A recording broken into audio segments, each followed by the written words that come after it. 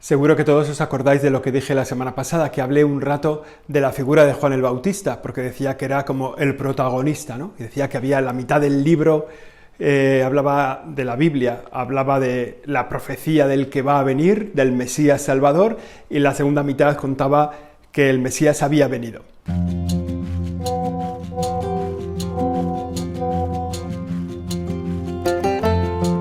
Y en el quicio de las dos partes estaba Juan el Bautista. Seguro que todos os acordáis porque es la primera vez que saco un libro y lo enseño así mucho y entonces a la gente más o menos con esas cosas uno se acuerda.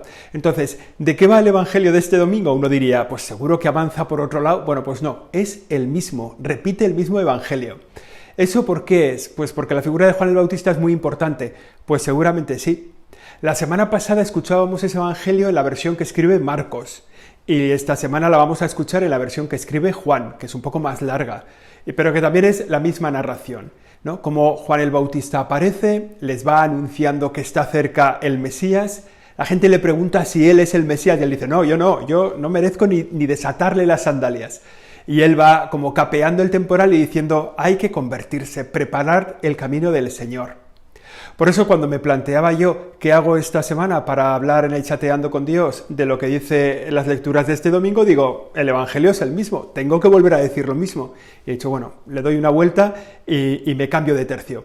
Y entonces me he ido a la segunda lectura, que es una carta que les escribe San Pablo a los habitantes de Tesalónica, que ahora se llama Salónica, la ciudad. Pero bueno, los habitantes de allí estaban un poco desesperados porque no tenía lugar ese final de los tiempos, esa sensación de que por fin se cumple lo que hemos escuchado.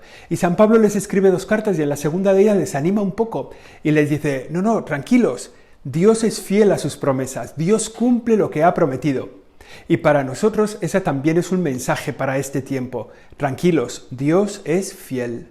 Dios cumple, Dios no falla, Dios no se equivoca, Dios te ha dicho que te salvará y te salvará, te ofrecerá esa salvación y luego ya tú decides si la acoges o no. Pero en esa carta les escribe en esta lectura que vamos a escuchar este domingo con tres mandatos que son como importantes, ¿no? Sed constantes en orar, dar gracias en toda ocasión y estad siempre alegres. Son como tres mandatos, los he cambiado de orden en realidad, pero tres mandatos que da San Pablo a los habitantes de Tesalónica y que nos los da también a nosotros en este tiempo. Vamos a ir un poco por orden, porque eso me parece que nos sirve para nuestra vida cristiana. Sed constantes en la oración. La oración, que es el diálogo personal con el Señor, no se debe abandonar nunca, siempre nos está esperando. Y esto, para ser constantes en la oración, es preciso como dos cuestiones previas.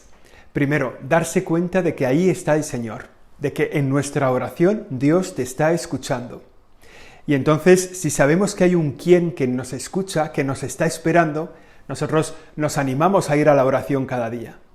Y la segunda cosa es que esa persona que te está esperando para escucharte, te quiere. Es el sentido de tu vida. Entonces ahí no fallamos nunca. Seguramente si hacemos un listado de las novias que hemos tenido, o de los novios que habéis tenido, si hacemos un listado de las novias que hemos tenido, podemos decir, ¿cuántas veces he llegado yo tarde o he dejado de ir al encuentro con una persona para hablar con ella a la que yo quería y sabía que ella me quería? Pues seguramente nunca lo dejábamos de hacer, seguramente siempre éramos constantes en ese encuentro. Pues esto es lo que se nos pide, ser constantes en la oración es el encuentro con una persona que te ama y a la que tú amas, y es el sentido de tu felicidad. Por tanto, ese mandamiento exige darnos cuenta de eso, de que vamos a hablar con alguien y de que ese alguien nos quiere. Y entonces la constancia es bastante fácil de vivir.